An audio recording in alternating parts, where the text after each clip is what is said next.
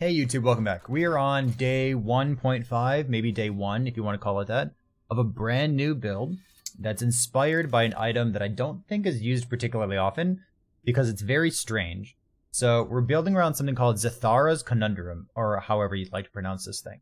Most of the time when I see this item being used in a build guide, it's used because it takes away your health leech, takes away your health regen, and it converts your potion health to ward. Which is nice if you're trying explicitly to stay as low on life as possible for X, Y, or Z reason, using Exsanguinous, going low life, things like that. So technically it has a use, and it's less wasted now in the world of legendary items where you can just put crit chance, crit multi, or what have you as the legendary stats on top. However, we're using Xithara's Conundrum for a different purpose. So we did a bunch of brainstorming around the last line of text. It says 27% more physical damage while at full health. So if we can stay at full health, we can have, another more multiplier on top of our physical damage build. So we started brainstorming what kind of physical damage builds are out there. We talked about Fizz Maelstrom, which would be interesting, but then you lose the LE damage over time affix, which is generally pretty strong. You could do some Fizz stuff. I guess you could, there's like some Fizz spells on Lich. We talked about various bleed builds. We talked about a handful of things, but I wanted to build something with bleed because ahead of time, I had already put tier 6 fizz damage, tier 5 damage over time with some frailty on this. So this is like a huge payoff, right? We have a ton of physical damage and more physical damage with full health. The only question is, how do we stay at full health?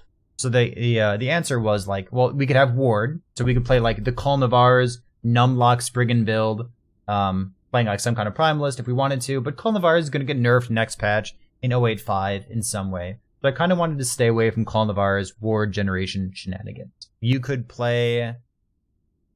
I guess you need to stay at full health. So we talked about ward generation, like ward on hit stuff, or maybe a Spellblade, Bleed, Shatterstrike. Just sounds like a worse version of Frostbite Shatterstrike, I think. You could use Twisted Heart of Ukeros to stay at full health. But like, you're going to generate ward, but it's going to, lower your health every once in a while. So that doesn't seem great. So we are building around Xithara's Conundrum by making use of Marksman in this Draining Arrow node. This is health gained on hit with the bow attack. And then this other node here, Perfect Aim, says each stack of this, blah, blah, blah, stacks up to 5 times, gives you 15 health on crit per stack. So this is up to 75 health on crit, and then another 40 health on bow hit. So there's a lot of health generation here. And if we combine that with maybe some glancing blows, maybe some dodge, so we're not hit as often, and maybe just like a mobile, ranged bow playstyle, maybe we can stay at full health often enough, keep the more damage bonus from Xithara's. At the bottom here is the other half of the equation, which is Valdir's Chalice. The physical damage over time leeched obviously doesn't do anything because we have, our leech turned off. But we do get 20 health gained on kill per stack of bleed on the target. So we get some life gain on kill from this. We also, from our skills, I guess from our passive, we get some life gain on hit and on crit. From shift, we get life gain on shift whenever we're shifting here. And then also in Dark Quiver, which may or may not stay in the build long term. This 5th skill is kind of a flexible skill. But at least right now, we have it spec'd for gaining health on Black Arrow when we pick up an arrow from the ground. So there's a couple different things that we can do here in order to gain life. We're playing Bleed, Detonate Arrow. This is not a build guide. We're just kind of telling you like what we have brainstorming so far. But we have Puncture. We're maintaining our Puncture buff. We have Detonating Arrow with the Lightning Tendrils turned on and as many more multipliers as we can get. We also got 1 point in Barrage over here because it's important. Shift Shurikens doing basically nothing, just generating some armor for us over here. And then our flexible Dark Quiver spawn. Real quick, the gear, just to kind of like day 1 vibes of what's going on here. This is a perma hardcore character, so we got a couple things laying around, which means our gear is pretty good for being level 75. We have Xithara's. We have our Valdir's Chalice with some extra physical damage on it. We have an Arrow Guard with bleed chance on it. Our life is just like vitality, health, some resistance. I don't think the chance to bleed on bow hit is going to be particularly important. Because we already have like 300% increased, or sorry, 300% chance to bleed here, right? Because it's 1, 2, 3, 4, 5, 6. 6 times 6 is 36. So it's 360% chance to bleed just from these 2 nodes, which is global. So maybe I don't need this extra 16% here, but we'll deal with that later. So we have Vitality, Life, 1600 Life. We have some Dexterity, chance to bleed on bow hit, Life, and Elirez. Obviously, we don't want Elemental Resistance as a suffix on our gear. We'd rather have Dodge, and we'd probably rather just have Flat Life. For the bow, we have some physical damage and some bleed on hit. This is just like the biggest bow that I have right now. Later on, we're going to try some spicy alternatives to this. We'll see if we can get there. Our rings are just as much resistance as possible.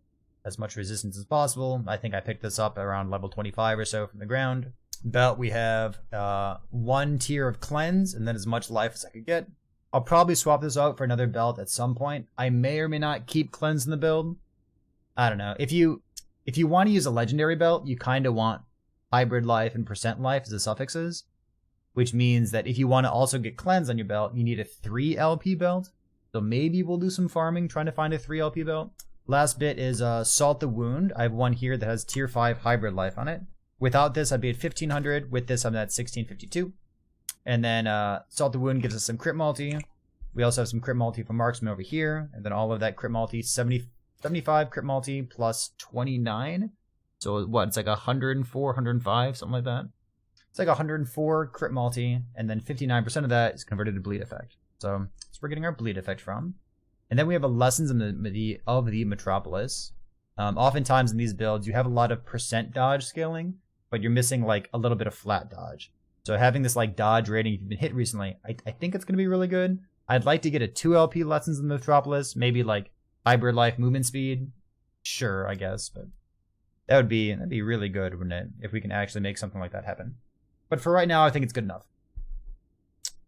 Yeah. So that's day 1 of the character. We're going to keep working on this and see how things go.